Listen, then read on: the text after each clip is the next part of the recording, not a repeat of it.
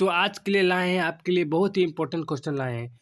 1919 के जो Montagu Chelmsford का अधिनियम था, ठीक है, जो अधिनियम हमने विशेषता बताए थे, आज उसका हम दोष बताने वाले हैं, उसमें क्या-क्या कमी थी। तो वीडियो को अंत तक ही देखना, बहुत ही इम्पोर्टेंट क्वेश्चन है, बहुत ही इम्पोर्टेंट क्वेश्चन। देखिए, पहला पॉइंट देखिए क्या है, इस अधिनियम में गुण की अपेक्षा अधिक दोष था। गुण कम था, दोष बहुत अधिक था। इसी कारण भारत द्वारा इनकी कटु आलोचना की गई। एनी बेसेंट ने उनकी आलोचना करते हुए लिखा, अंग्रेजों द्वारा इस अधिनियम को पारित करना व भारत द्वारा सरकार ही स्वीकार करना दोनों ही बातें अनुचित है। ठीक है, इस अधिनियम के प्रमुख दोष निम्नलिखित है। ठीक है, अब हम इसका जितने भी कमी था वो बताने वाले हैं। ठीक है, तो वीडियो को अंत तक देखना, कहीं स्किप नहीं करना है आपको। ठीक है, पहला पॉइंट क्या है, केंद्र में उत्तरदायी शासन की स्थापना नहीं हुआ। किसका कारण? 1919 के कारण। ठीक है, दूसरा देखिए, इस अधिनियम ने सांप्रदायिकता को बढ़ाया। तीसरा कारण देखिए, 1920 में वर्षा बहुत कम हुई थी, अतः भारत की आर्थिक स्थिति अच्छी नहीं थी। इसके अतिरिक्त तत्कालीन भारत का राजनीतिक वातावरण भी किसी प्रकार के संवैधानिक परीक्षण के लिए उचित नहीं था, क्योंकि रोलेट एक्ट व जलियांवाला हत्याकांड के कारण संपूर्ण भारत में आंदोलन हो रहे थे। ऐसे प्रांतों में द्वैध शासन प्रणाली लागू करने के कारण संपूर्ण भारत में आंदोलन हो रहे थे। ऐसे प्रांतों में द्वैध शासन प्रणाली लागू करना अनुचित नहीं था, ठीक है, अनुचित था। संयुक्त प्रांत जैसे कि गवर्नर जनरल जो हार्कोर्ट बटलर थे ने भी इस आंदोलन को स्वीकार करते हुए लिखा है कि मॉन्टेग्यू चेम्स्फोर्ड सुधार को बहुत कम लोगों ने स्वीकार किया। ठीक है, लगभग सभी स्थानीय सरकारों ने इसकी निंदा की। इसके वास्तविक प्रशासक होने के नाते हम महसूस करते हैं कि द्वैध शासन प्रणाली पूर्णतः तथा निश्चित रूप से असफल होगा।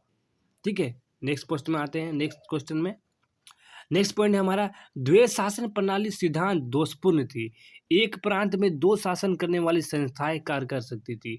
द्वैध शासन प्रणाली के अंतर्गत यही किया गया था कि अतः इसकी असफल होना स्वाभाविक सा।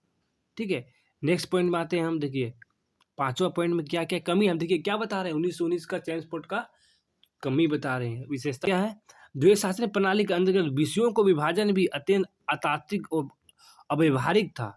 ऐसे विभाग जो एक दूसरे से संबंधित थे, अलग अलग संस्थाओं के अधीन कर दिए गए थे। उदाहरण के लिए सिंचाई व कृषि को अभिष्ट संबंध है, किंतु देखिए, कृषि और सिंचाई तो अभिष्ट संबंध है, किंतु दोनों को अलग अलग कर दिया गया, अलग अलग विभाग दिया गया। ठीक है, मद्रास के तत्कालीन मंत्री श्री के वो रेड्डी ने लिखा है, मैं विकास मंत्री था किंतु वन विभाग हमारे अधिकार में नहीं था।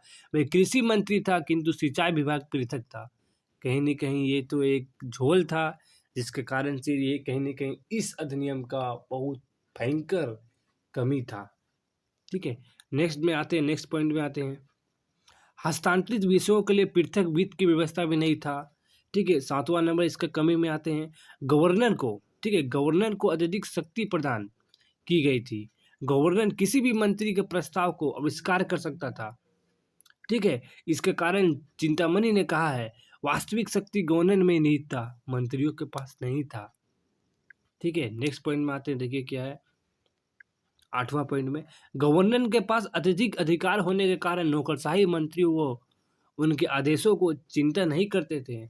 अतः उपयुक्त, देखिए नेक्स्ट में है, अतः उपयुक्त कारणों से 1919 का अधिनियम पारित को अपेक्षा की शांत करने में असफल रहा। कोपलैंड ने 1919 का अधिनियम द्वारा प्रांतों को स्थापित द्वैध शासन प्रणाली की आलोचना करते हुए लिखा है कि द्वैध शासन प्रणाली अपने रचयिताओं को प्राथमिक उद्देश्य को पूरा करने में असफल रहा। ये भारतीय जनता को उत्तरदायी शासन के वास्तविक परीक्षण में प्रदान कर सकता था। ठीक है, तो हम 8 को देखिए पॉइंट हम बताएं। ठीक है, क्या 1919 का चेम्स्फोर्ड के हम क्या बताएं, इसका दोष बताएं, इस अधिनियम का क्या क्या कमी